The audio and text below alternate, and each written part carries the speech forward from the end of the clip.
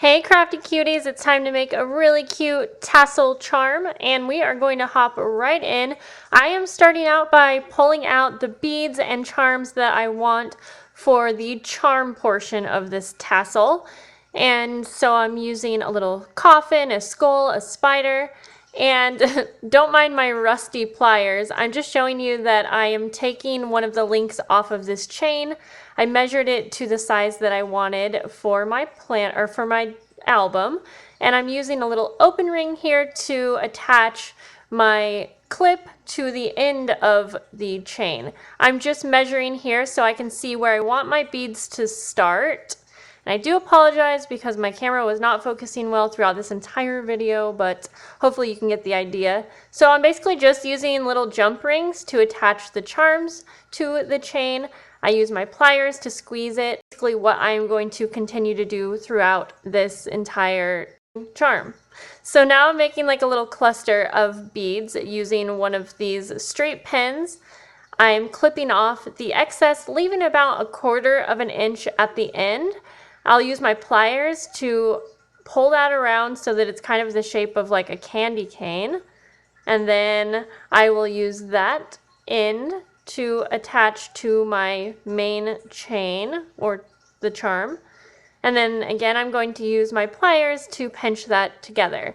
I really didn't spend a lot of time making this look super pretty and super perfect, but I mean, it was just for myself, so I was totally okay with that.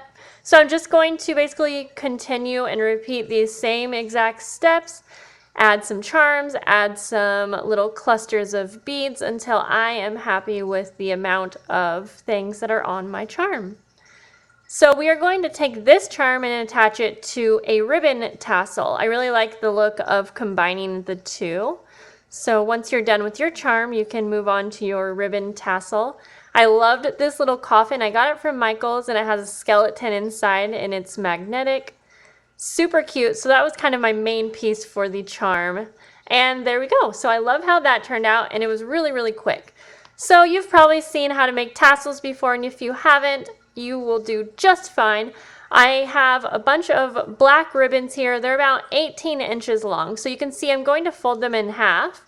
So make sure you double whatever measurement you want, whatever length you want, so that when you fold them in half, you will have the right length.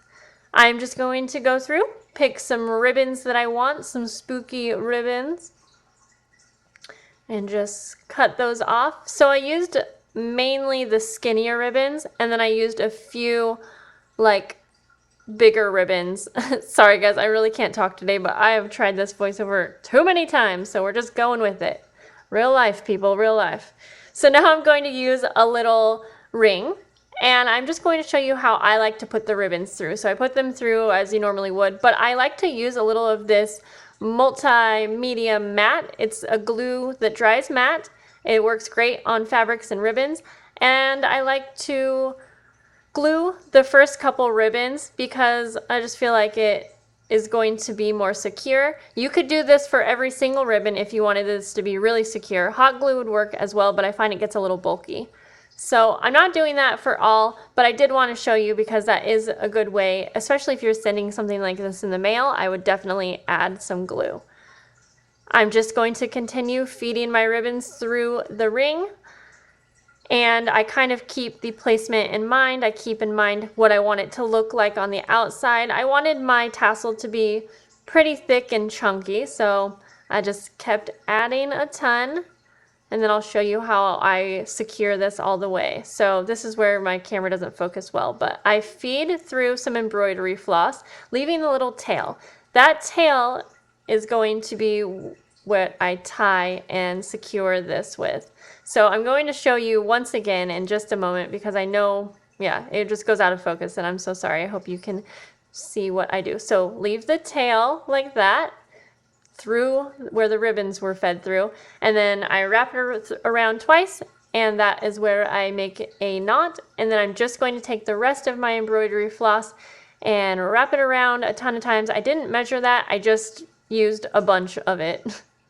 So then I tie off the end of the embroidery floss to that end tail.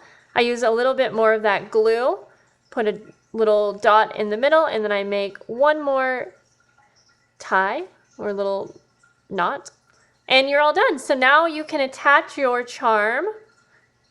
And I wanted my charm to have the little lobster clip so that I could remove it and just use it by itself if I wanted. So I'm just showing you how I am going to add the charm to the smaller ring, but I have that open ring at the top so that it easily fits onto my album. And there it is. I really, really like this. I had fun making this. I hope that you guys will make one. I feel like these are really, really quick and easy to make. You can make them for all different themes. I will talk to you guys in the next video, and I hope you have a lovely day. Love you guys. Bye.